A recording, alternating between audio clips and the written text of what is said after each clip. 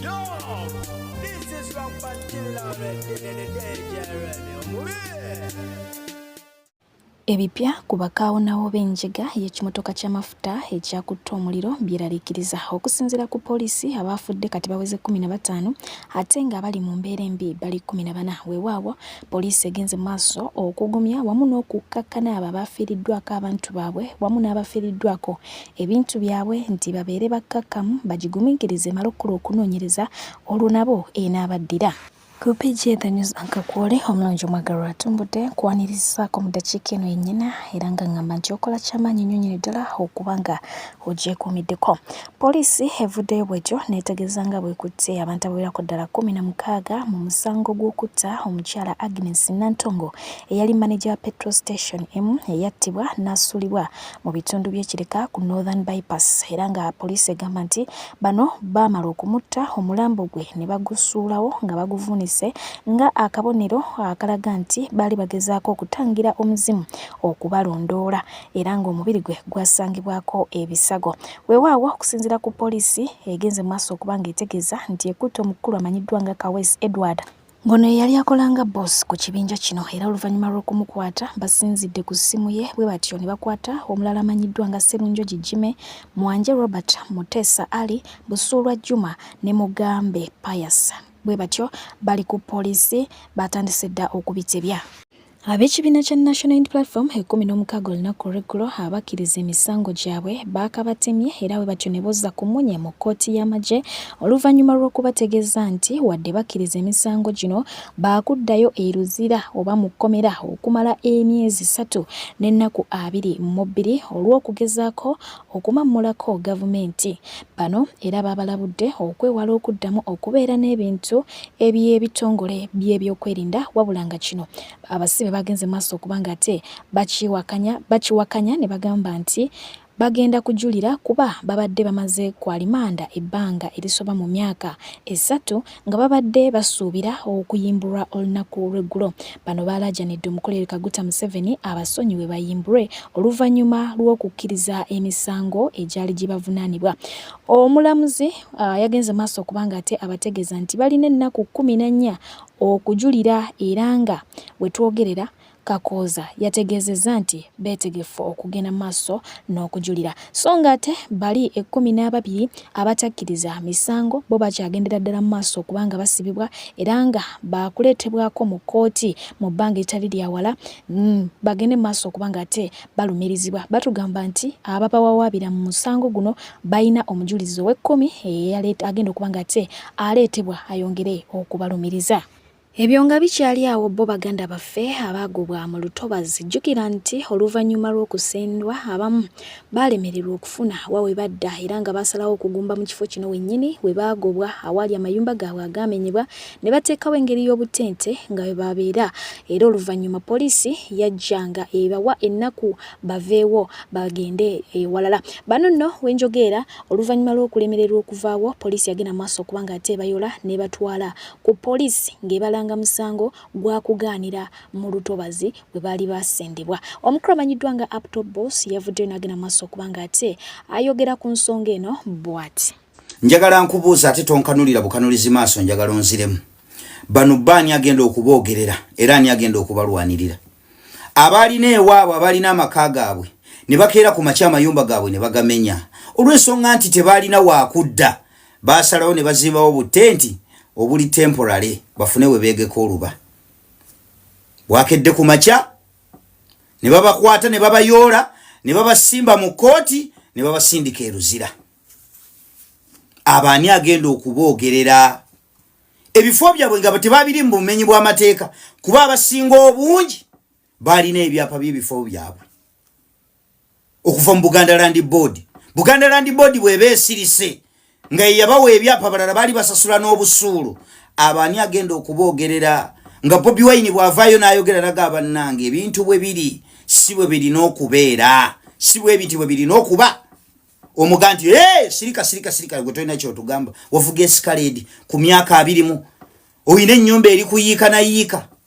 oyina ne beach gwe toteekeddwa kwogera. Kivubuka gwotegeera bulungi bwe kiba nti akalembereza k'omuntu omulala gwe lyokozesanga ejjinja okupima okula nti mu Uganda buli kimu kitambula bulungi oliko ekikyamu ffe laptop bwe tuvaayo ne tuwogerako laptop sirika Museveni yakugema manye ennaku yo wakulira bwayise wano mu Kimumbaasa Katonda akufujjeeko eddusu n'ogende Korea wandibadde okola akasente nodda gavumenti ogibanja ki ekituufu gavumenti siina kyenjibanja era siina kyenjagala empe naye njagala nkubuuze abaani agenda obboogerera kuba naabo tebakeerangako ne babaako kye basaba gavumenti baalina amaka gaabwe nga bakola nga tebalina we basabiriza after being made homeless olwaleero bali mu makomera nkubuuza ani agenda obboogerera oluvannyuma lw'okubeera nti buli avaayo n'ayogera oyagala omusafoketi nga weeyambisa akalembereza ye kaalina obulamu obulungi bwalimu ogaye nti Uganda buli kimu kitambula bulungi kati nkubuuza abaani agenda okuboogerera njagala mbuuza ekibuuzo ekirala eyakwata n'ayiwawo ettaka yaali luddawa bwe kiba nti abaali bannannyini kifo bakeera ku makya nga tebalina waakudda ne bateekawo okwo ku buttenti bafune we bawummuliza oluba bali luzira eyayiwawo ettaka yaali luddawa nsigala nkubuuza abo abantu ani agenda obboogerera gwe olwaleero Uganda eyinza okuba nga ekyakuwa smiley face nga tennakasukako mu kabina kaayo kugiraba bwewunya naye mulimu abantu nga Uganda yabakasuka mu kabina kaayo ng'ebawunyirira nga beetaaga eddoboozi ly'omuntu agenda okujja okuboogerera okubakyusiza embeera abantu banna Uganda si basabirizi bakozi tebalina kye baagala bbawa era ne baba baagala gavumenti nti ekyuse tebanoonya gavumenti nti egenda okkeera enkyebawe ssente wabula gavumenti egenda okubaterawo embeera esobola okubafevalinga basobole okutambuza obulamu nkubuuza abo abantu nga baali bayina amaka gaabwe olwaleero abaana baabwe oyinza okumbulira kati abaana baabwe kiki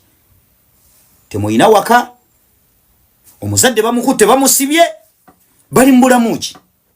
kati bwe nkubuuza nti kivubuka gwotegeera bulungi mba ndi musobyo bamba nkuvumye abo ani agenda okuboogerera Buganda Land Board yabawa ebyapa esirise gwe yagala kuddira olw'okuba nti gwe Uganda ekyakuwadde akalembereza ko kalembereza ko kyayina lyejjinja ko yagala okupimira nti Uganda buli kimu kitambulanga bwe kirina okubeera nti buli kimu kitambula bulungi bannange obwo obutali bwenkanya bwa kikaaki kikwetaagisa kuba munnabyabufuzi kikwetaagisa kuba politician mulimu bano abatuka fete tuli mu byabufuzi kikwetaagisa kubeera mu byabufuzi okulaba nti buno buli az'amaanyi obukolebwa ku bantu bano ate yo mukramanyiddwa nga Jeremiah Muchiem ngono intern Dr. Mulago era ng'akola ne ku Total Care Medical Clinic e Namugongo yakwatiddwa abatuuze mu Nsaawo Zone ng'abba enkota y'ettooke era ngono yatwaliddwa ku Namugongo Anglican Police Post n'aggwako omusango gw'obubbi. So ng'ate yaliko Minisita omubeezi Isaac Isanga Musumba asindikiddwa mu kkomera lwa kulemererwa kusasula bbanja lya bukadde 160. Oluvannyuma lw'abafande ababadde bakola n'amaanyi oba obukubirire okuba nga tebatandise okuganyirwa mu maanyi gaabwe kigambibwa nti kakati amaanyi agali ku nguudo okuva mu bafande abalala go kati geeyongedde okusinziira ku bavuzi b'ebidduka. Yes, naye nga ye afande yakubwa enkuba mu katambi ebintu ayongeredde ddala okuba nga ate abigwamu oluvannyuma lw'okuyitibwa ku Parliament atandika okukakkalabiza ng'eyo Speaker wa Parliament we twogera waliwo kampuni y'amasuuti eyamuyise era ng'essuuti zaalumye dda ate ng'era n'abantu bamusindikira ssente nkalu ku ssimu ye gattako n'okubanga essaawa eno wetwogerera mbu bamugoberako kubanga agendako emitala w'amayanja alinye ku ki ku bbaati.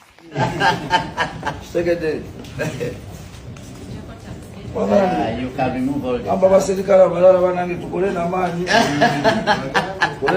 twagale ensi yaffe ebirungi biri mu maaso banange. Let's work hard. Let's love our country. You will get whatever you want. Yes. Look at Usime. Look at Usime where he is. Thank you so much. I also put on a suit of $1 million. Oh my God. Yeah. Tibya bulungi. Waliwo kintu kyendabye olwaleero. Olabye ono owa traffic eyasakiratinze mu kavidiyo ng'enkuba emukuba. Bannange kuva bamuwadde kyo babakoze batya. Aba traffic bajudde ku luguudo si mukazi si musajja nawali ebitaala wateetaagisa nekira nekikuta tewali jamu te Mulimba. You're lying. And you guys, you're lying to yourselves. That's not how you've been working. That's not. And tebagenda kubayita mu office, tebagenda kubayita mu parliament. Kubanga sibo mudde mukola oyo omusajja abadde abeera wali ku Bukoto. Ng'omulaba yena. That's how he was, I don't know, created, or where you go, it is the love for his country. Name abasigadde abatandise shh. No. They are not going to. Nedam, Speaker of Parliament, is not going to call you. Ate mugenda kusaturating as a babulira. You're no mulekerao mudemu bye mbadde mukola. Kutukwata, kutukuba bipapula, kutusonga mu bugalo, kutukambuwalira, kutuddukako ne watali nsobi ne mutuddukako n'ebipiki byammwe. You go back to the things you've been doing. Because we got used. Oyo lwakuba yavuddeyo musajja watu kati nammwe no. Leka traffic lights zikole nga bwebadde zikola. Nammwe mukole byennyini mbadde mutukola. Tubimanyi tetunaba kubye. Mu ngeri y'emu n'omwana yapostingiddwa ku mikutu migattabantu ng'ayambadde engatta ekika kya biriko nga banne bonna bali mu closet ku lunaku lw'Amatikkira. Bw'atyo yeewangulidde engatto n'ebintu ebirala oluvannyuma lw'abazirakisa okuba ng'ate babadduukirira, so ng'ate omukisa guno tegwagenze eri ye yekka wabula ng'ate gwagenze mu maaso okuba nga gugasizaamu ne banne bawangaala nabo. Ate nga ye mwana mulenzi amanyiddwa nga Tengetenge, yes, kampuni y'amasimu endala bw'etyo yagenze maaso okubanga ate emusayininga nga brand ambassador waayo. Omukulu Simon Kagwanjala tannazikiza ku nsonga y'omukulu amanyiddwa nga Muzungu Boda era ng'ono amuli bukiika oluvannyuma lw'okukoowoola gavumenti ebeere ng'ate mu dipotinga yavuddeyo n'ayongera okukola caption endala egamba nti ensi endala zigenda mu maaso okuba ng'ate zihonoringa ba PR baazo, naye ate Uganda eri wano eri mu kutumbeza omuzungu agezaako okuba ng'ate ajjayo ekifaananyi kibi eky'ensi yaffe. Ono yeetaaga kuba nga addizibwayo waabwe, wabula nga ne Muzungu yavuddeyo naye ne yeerwanako n'amugamba nti naye nga ddala gwe oli munnamawulire, kubanga singa obadde munnamawulire kyandibadde ky'amagezi nnyo okumpita osooka obeeko ebibuuzo by'ombuuza mu ngeri ndowooza nga ya interview, awo olyoka ogende mu maaso okuba ng'ate okola statement z'okola. Naye byogezaako okunjogerako biri ivo nze bwe ndaba era bikyamu. Okitegedde? Muzungu agamba nti bw'abanga ddala munnamawulire mutuukirivu era mukuukutivu agende mu maaso okuba ng'akola ki, amuyita abeeko by'amubuuza alyoke agende mu maaso okubaako byamwogerako. Naye ng'ate bo ba social media in-laws bangi bavuddeyo ne balaga nti bali ttiimu Muzungu. Ekijja kijje, waliwo neyagambye nti n'obeera munnamawulire mulamba n'oddira essira n'olisimba ku Muzungu mu kifo ky'okutunulira abasajja nga bampuuga abalya ssente z'omuwi w'omusolo empitirivu ddala, n'odda ku Muzungu atanalyayo wadde ekikumi.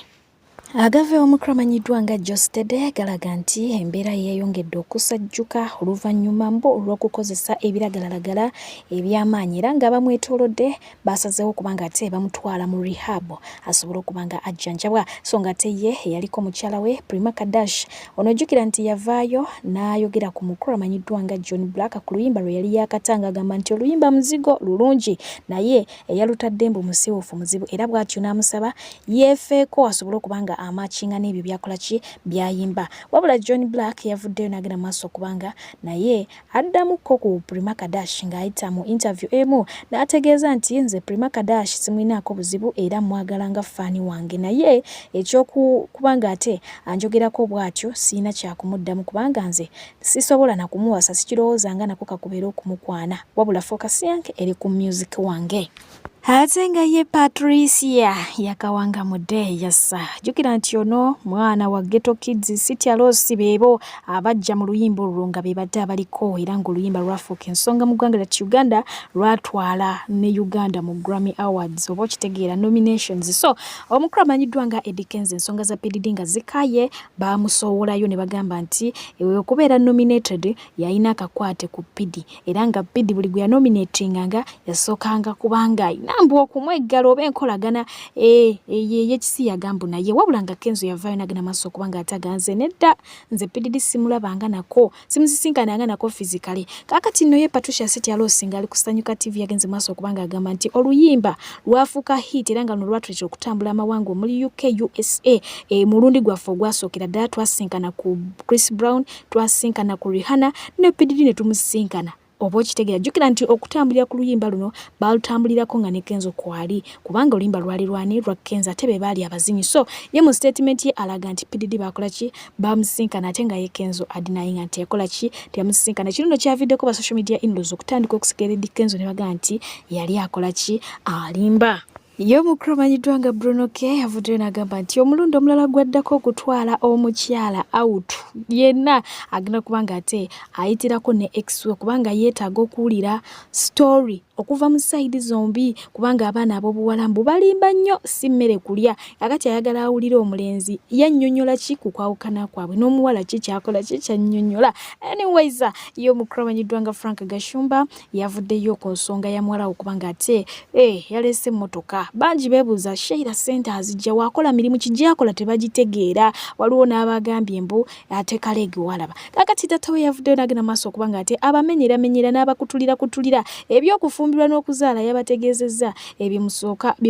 okuvaako sente comes first ye n'abagaa nti kakati ye ayina abaana bameka anyways musooke mulye ku nsonga za Gashumba tweyongereyo abamu batuuse ne bagamba n'ogamba Sheila akola mulimu ki ogwamuwadde emmotoka eyo Range Rover kakati kankubuulire bw'okola na media house nsibyeyo emikono gyange wano ebiri njagala one media personality mu Uganda akola sente zakola mumulaba mabaala age ekiro gonna mumulooza mbwali mu kuspendinga sente she earns money buli invent gye mumulako there is a percentage on it kati egyani viringidde motoka mumanyi nti yaserinza out ebaala eyo latidde yenga afuna mweje mubukiranga ennyana yenga ayola ki sente naye yagala mukitegeera ndowooza bwe kiri and all over bwe kiri Shiro okutuula obutuuzi mu restaurant naji influencinga she charges between 5 million to 10 million teacher yakusomesa afuna mmeka ensi ekyuse ate namwe musobola okukozesa social media ne musinga mbuulirayo one media personality amusinga following ekirala ye message yesi ya bukyayi mweyamu yakuwalana tewali media company ejja kuleeta birango ku social media blog yonga yakuwalana Who was the youngest young girl accredited to cover Chogam 2007? Sure. It was her. Who was the youngest first African female young girl go accrediting or covering a BET? Omanyi mubyerabira tetubyerabira sir mutegedde ndowooza kwekyo bibiri nze Sheila singa yaguze private jet nali badde ku party nenze muluka yange yasooka nagigula ndi 22 years you get it nali badde ku party ne motoka no ne mumumbulire yazikola njagala Sheila asulewo ebyapa ne bank statement simple kubanga banka zonna kati bu banking checking eva mu Kampala Sheraton bank eraga ndio banki nze check ya milioni 10 Kampala Sheraton yekoze eki yekusasula ne banegolo kwa balina akasajja otegera ndowooza eyavudde kasubi ku kaboda nga kamububa naye avuma you get it naye nga sijja kwerabira kutegeeza nti Sheikh Ashraf ajja kusomera edduwa mukwano ono olutwe obeere nga ate olina kye bayita okuganja byonna ebikutte bibeere nga bita ate nga naawe anoonyeza emirimu ebbanga nga gikubuze edduwa emu bweti ejja kuba nga ate ekumala emirimu obeere nga ate ogikwasaako mikono ebiri naye nga Sheila amaze okuba nga ate atulaga emmotoka ye bangi bavuddeyo ne bajjayo ka vidiyo ka Zari nagambye nti ka vidiyo ako kakadde kalinga ka mwezi gumu ku birthday ya mutabani wa Zari ke yamuwanga ekirabo abaana bakajjeyo ku TikTok ne bagamba nti Zari naye buya akopye Sheila naye nagira ebimotoka so tukimanyi buki nnyo Zari ye mukyala akyasinza okwebuzaako buli akamwogeddwako alina okuvaayo annyonnyole side eyiye oba ontegeera tayogerwako n'asirikirayo no she has to explain ne mutegeera yavuddeyo n'agenda maaso okubanga ate abaliiramu oba batabbiramu ku nsonga ezo baluma naye tubitegeera mbeera bwebeera embi era obusajja buba bungi but I pray for you honestly I pray for you Allah abatireko abaterereza embeera abateremu obwangu abatera amakubo abatali makubo obulamu namwe munakyuka ne bukyuka nga bulungi mujja kulaba nga effiti patiremu. I'm so blessed in a way that I don't have time to hate on a soul. I don't have time to hate on anybody. I don't have time. I'm so to look around and notice who's doing what, I'm so, like, you guys follow me on my Snapchat. If I'm not flying somewhere for something, to look, I'm spending time with my family. I've got a business to run. Like, I run one of a private foreign owned college in South Africa, which is recognized by the government. So it's not child's play, you know. I get in my business, and my workers know when I get in business when she works in here. So when I say that I'm praying for people, I pray for my staff, I pray for, and olunaku lweggulo gabadde mazaalibwa ga Star Girl Spice Diana yassa era nga munnange bangi bavuddeyo kubanga ate bagamwagaliza wabula nga obubaka bw'omukulu amanyiddwa nga manager Roger bo bangi bwabatuddeko ku mitima kubanga jjukira nti olugambo lubadde lutambula nti ababiri bano bayawukanye bubi nnyo oba bayawukana bubi nnyo just basigaddeko kagwa bwe kati akabakwatiridde ka concert ya Diana bweggwa nga buli omu akwata bibye kaakati nno munnange manager Roger yavuddeyo n'awandika namugamba nti kwagaliza amazaalibwa amalungi Spice wange ndi wano ntudde mbirowoozamu nzijukira wa gye twava nzijukira bye twayitamu ebiro ebyo we twazungiranga munnange tugenda kukola ki tugenda kukikubanga tuhasolinga twasacrificinga nga bingi kubanga twalina ebirooto ebyokukola ki ebyokuzimba okuviira ddala ku zero okutuuka kati tukola ki we tuli bangi baalinga bakudawutinga naye nze munnange saakudawutinga nayimira awamu naawe era nga kaakati essaawa eno wafuuka ensonga mu ggwanga ly'e Uganda gw'omu ku bayimbi abakyala bakyasingidde ddala okubeera ab'amaanyi era nga oli unmatched mu talenti yo okiwulira luno si lugambo kano si kaama kerere ey'ebweru eyo gwe togiwuliriza just tukole bukoze ekitwala mu maaso era nze nzikiza nti teri kigenda kujjawo bond gye tuyina nze naawe gye twazimba tewali kuva mabega teri kijja kuvaayo likyagenda kwogera nti kino kyaliwo kigenda kutwawula katubeere mu maaso gye tulaga nzikiza nti teri kigenda kukola ki kutwawula era namutegeeza nti nzikiriza bino byenjogera mu nsi muno tuli babiri ffekka abasobola okubitegeera kubanga ffe abamanyi kye twakola ki kye twayitamu oba ne kye tuzze tuyitamu namwagaliza amazaalibwa malungi era nakkiriza nti music omulungi akyajja Spice Diana akyaliwo akyayimirira bingi abo byeyongeddeko naye nga ye yatulaze nti tebannayawukana oba tebajja kwawukana bayise muki mu bingi naye nga omukyala amanyiddwa nga Senga Acid ye yavuddeyo agamba nti Spice Diana essaawa yonna agenda kufumbirwa era nga yatuleetedde wano eno Haji musajja mbwate omusajja muki mufumbo ebigambo bya Senga Acid era nga bwogenda okumulaba nga abitotola bwengenda okuba nga te mu kutuusaako naawe obeere nga omwewulirirako. Dear, happy birthday, good morning, Spice Diana and everybody else. Good morning, a happy birthday to the songstress, is it? Okay, to omwana atuyimbire nyimba ezakabi gwe tumanyinga Spice Diana, namukwaya Diana, happy birthday to you, katusubire mbuno mukama waffe, agenda kukukwasaganya bulungi, akuwe ebyo byonna ebirungi byoyagala, akuwe obulamu, akuwe sente, akuwe n'ebirala ebirungi nga wadde already ebirala yabikuwadda ngambanga ettutumu yali kuwadda ngambanga sente nga wadde ayina okwongerako naye era toli bubi kaakati awo kukukuwaawo awo wennyini baddiyale mukimanyi mbu no mukama waffe okumanya ayagala ddaaya yamuwa omwami gwe badde okimanyi mbu nno ddaaya alina omwami gwe kasoddaali eyo badde okimanyi mbu nno ddaaya bagenda kukyala imbu bagenda kukyala end of the year omwaka gubulwako emyezi egyo wagindaba 2 November ne December era nga baddiyale mbanjulira omwami agambibwa imbu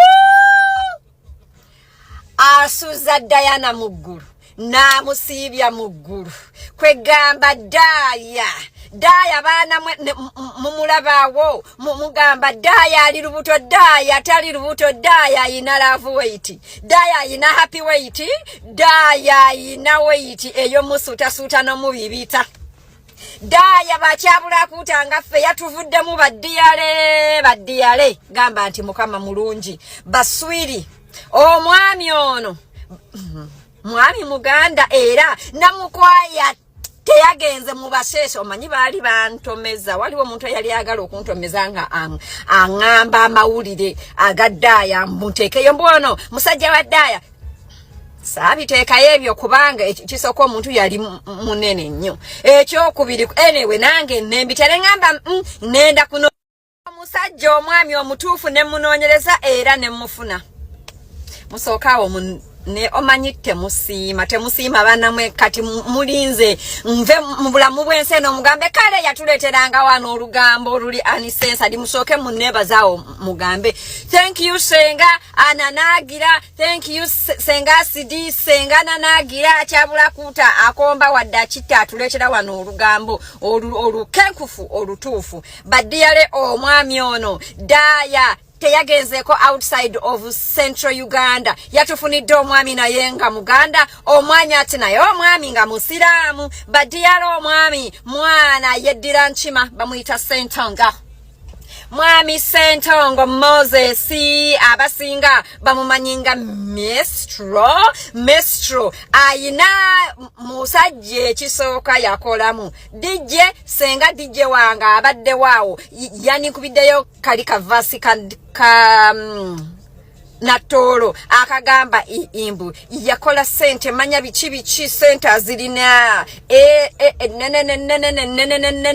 alina esente empya n'enkadde badia era emotoka wazindaba ennene ennyo ze yakagulira Spice Diana tannamulabako mbuno mwezi gumu 2-3 wadde omwaka badia aludde nga agakuba era mmwe kati ndekamba buliremu abagamba nga mbuno daya yayagalanga manager Roja musajja watute yalaba wadde daya we yafuka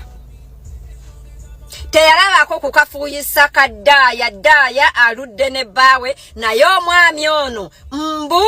mufumbo era daya agenda kubeera Hajati namba 2 abasiraamu abali eyo mugambe yes alhamdulillah haji agenda kutuletera omwana eno mu busiraamu era mukyuse n'eddiini naye omwami ono gye yakoma okufuna kasenti n'akoma okufuna eddiini gye yakoma obukambwe omwami mukambwe nnyonnyo era daya mutayiti maakinga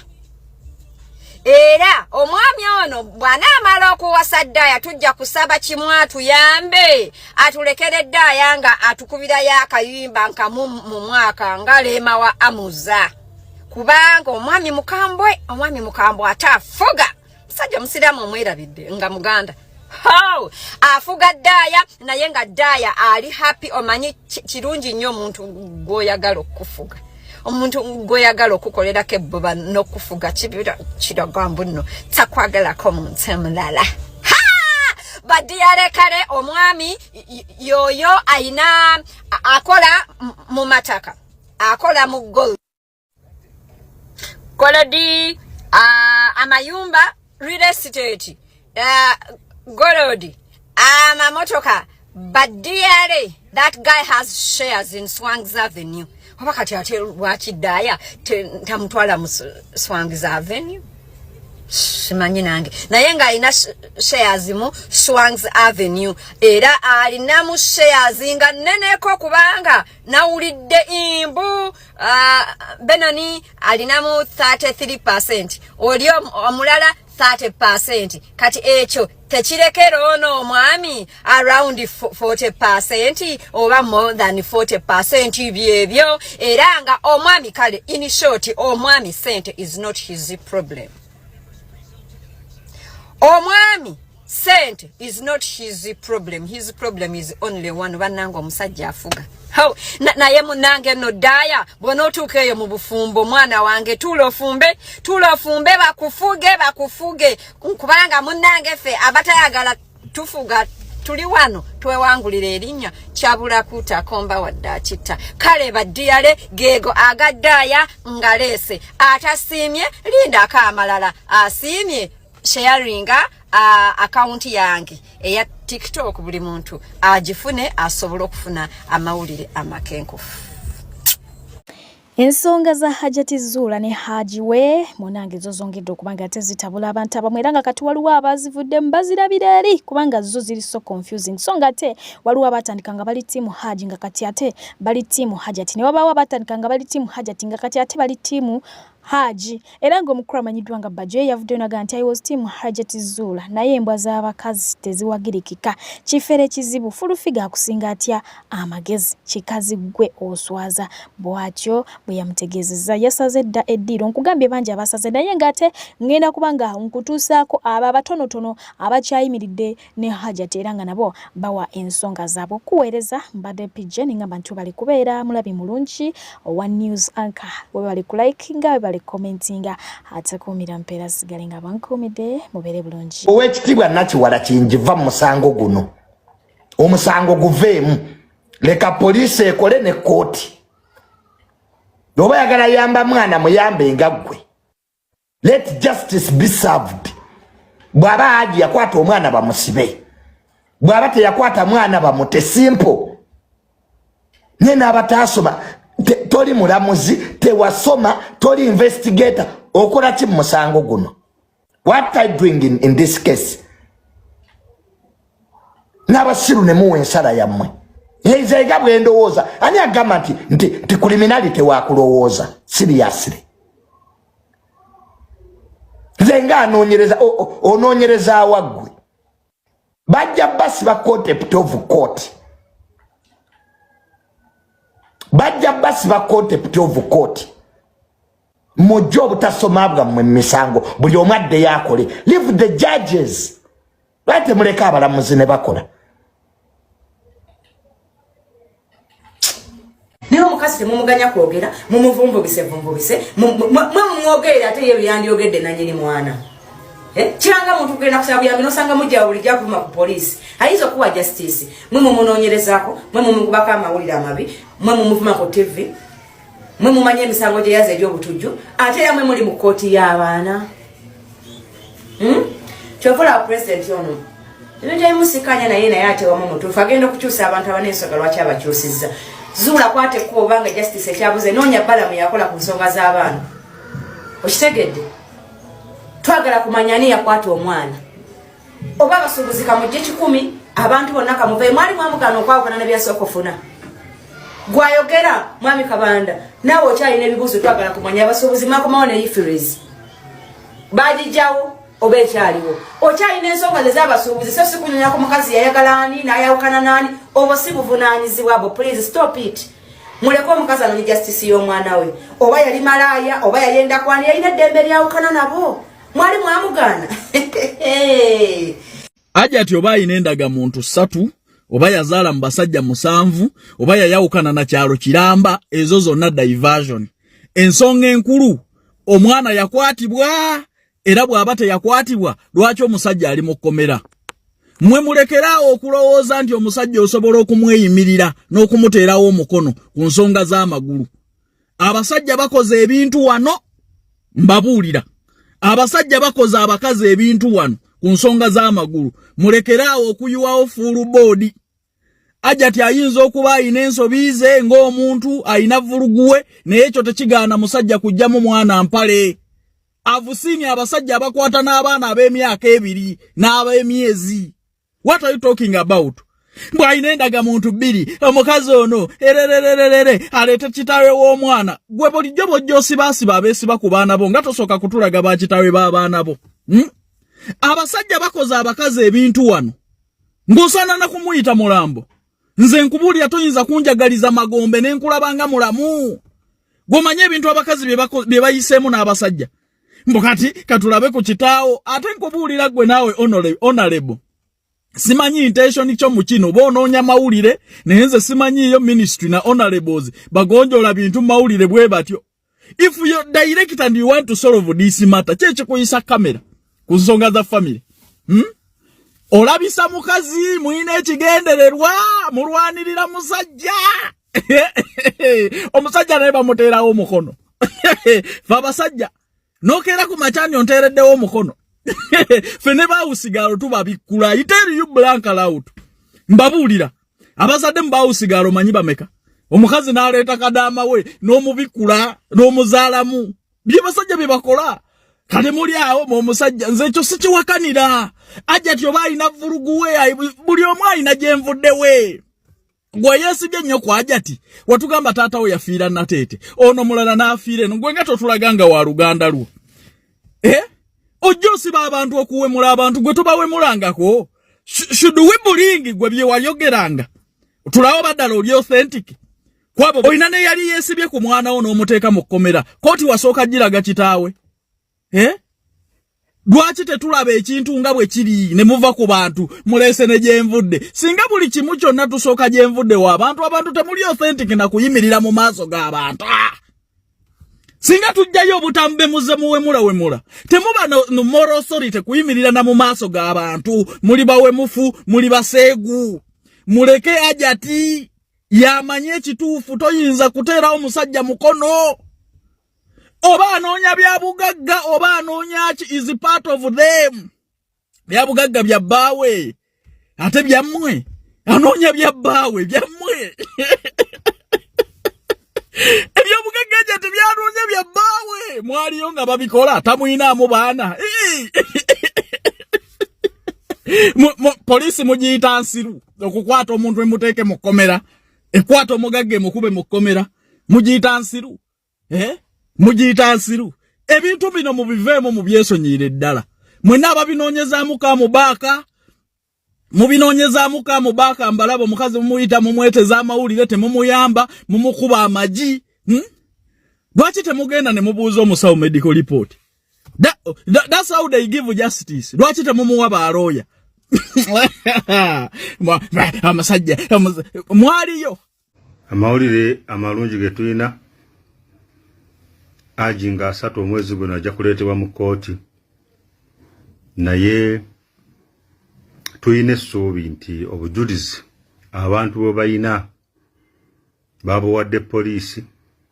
era poliisi ejja bukozesa